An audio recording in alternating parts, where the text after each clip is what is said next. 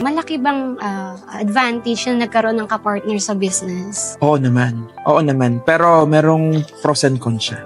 Kasi ang pagiging partner sa business is para na kayong kinasal niyan eh. Para na kayong naging mag-asawa. Meron nga kaming lokohan, dalawa yung asawa ko eh. Of course, yung asawa ko, si Arian. Yung asawa ko rin daw, si Sir Nani. So, yung mga asawa naman namin, para mag-asawa rin magturingan. Pero napakalaking halaga na meron kang partner in business.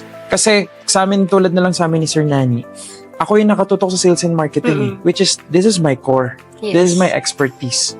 Sir Nani naman na nakatutok sa operations and sa building culture and systems. Expansion.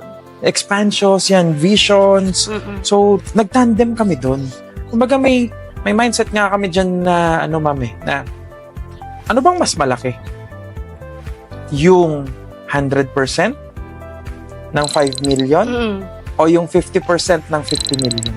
So, ganun na lang eh. Parang natatakot lang naman tayo maghanap ng partner dahil akala natin mauungusan tayo. Yes, or may hahati pa sa kita natin, di ba? Kaso hindi. Hindi lang siguro nila nakikita yung bigger picture na ang pagpa-partner kasi is hindi 1 plus 1 equals 2 eh.